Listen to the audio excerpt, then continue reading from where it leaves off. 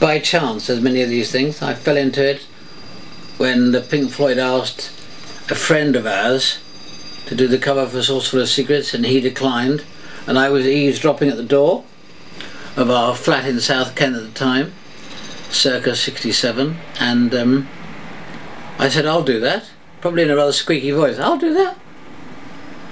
And the band, who knew no better, said, oh, all right. So I did Saucerful of Secrets. And they were I had a really good time at Royal College of Art, was doing film and television. I had fantasies of being a film director, having seen Fellini's 8.5 on a small dose of lysergic acid, dithylamine, and was probably over-impressed. Actually, I've seen 8.5 subsequently, and I'm sure I was over-impressed. Anyway, this whilst at film school, I volunteered to do the cover for Saucerful of Secrets, and carried on. I mean, it is both, obviously. It promotes the album, usually, decorates it, is the flag, the awning, used in advertising, because they've got to use something, I guess.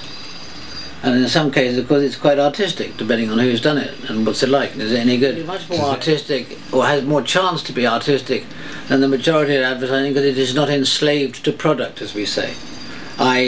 You do not need to show the product. So a lot of advertising, you need to show the car or the beer or the packet of cornflakes. Whereas if you're advertising vinyl or CD, nobody needs to see a CD or a vinyl. Well, it's boring. So you don't advertise the thing, you advertise what the thing is about. So, for instance, more clearly, I suppose, to say that my job is to represent the aspirations and artistic endeavours, not the thing itself. So if I'm working for a band, I'm interested in what they're on about, not what the record is, not the record itself, not the product. Whereas most advertising is concerned with the product. I mean, obviously, every technology or every technological era spawns its own limitations. And currently, of course, we're in the age of the thumbnail, but I don't really think in these terms. I mean, I've always thought that music is a big-hearted subject, if not a big brainy subject, a big conceptual subject, a big emotional subject. So if music is big, as I see it, then all the images and designs that I may do or somebody else may do are endeavouring to be big as well. But they may appear small is the throw of the dice. To comment on my own work, as it were, is very difficult. Invariably artists either see their work as brilliant and beyond comparison or as shit, so they veer between extremes as opposed to having any remotely sober view of their own art. So you either love it or you hate it, neither of which is a true position, if you like. So, very difficult. But Guma for Pink Floyd in '69 was a seminal piece because it was quite a conceptual thing that worked very well. Worked very well for them, worked very well for me. I think been much enjoyed by the fans. Wish You Were Here was also an Atom Art Mother for completely different reasons. Those are three, for example. And Presence for Led Zeppelin is another good early example of something. I was amazed that Led Zeppelin never took it, because it's a piece of sort of retro kitsch. It's very low key, although its implications are quite powerful. And I thought that was a very good, or a good example. All the ones I'm giving you are fairly good examples, I think, of my approach to design.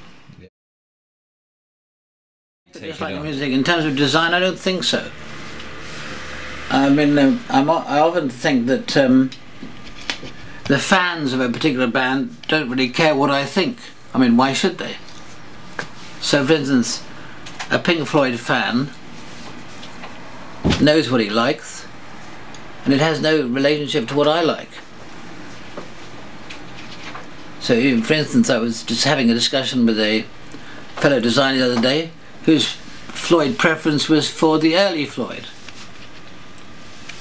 Whereas, personally, I think Wish You Were Here is a great album.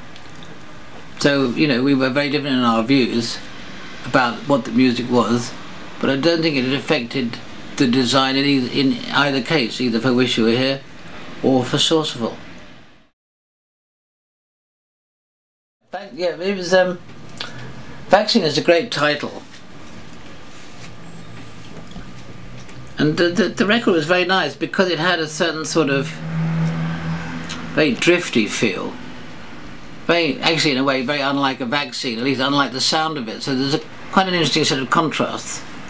And the word and the meaning of a vaccine is quite interesting because, of course, it's a little bit of harm does you good. So the vaccine itself is like a little bit of poison that's recultured.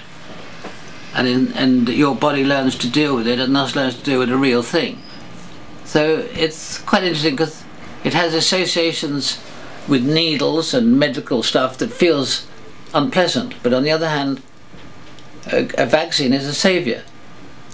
So it has intrinsically in the title a set of contrasts, which I think were in the music too, but in a different kind of way. And these contrasts provide fruitful ground for us designers. We were thinking about this contrast, this vaccine, a little bit of poison does you good. And my son happened to say, sarcastically, as the town was covered in pink blossom, God, I hate blossom, it's insidious, it gets everywhere. And I thought, oh, blossom, that's really nice. What happens if it was evil? Would it attack you? And so we did this picture of some poor unsuspected person being attacked by blossom, which of course is ridiculous and in total contrast to the pretty fluffy beauty of blossom. Even the word blossom has a certain mellifluousness to it, to the sound of it. So the sound of the word blossom seemed to fit with the music. The idea that blossom could attack you seemed suitably contrasty, and the whole thing is sufficiently weird for the weird people in Younger Brother, obviously. I think one of the interesting things about the title Vaccine, in this contrast of implied disease, but in fact it's a protection against disease. So is Younger Brother's music a protection against other diseased music? So as long as you listen to Younger Brother, you will be vaccinated against contamination from inferior music. I'm sure they didn't mean this or wouldn't want to say this, but I thought that was quite funny and quite an ironic little thing to the title and therefore to their attitude, which is what I try to do a little bit in the cover.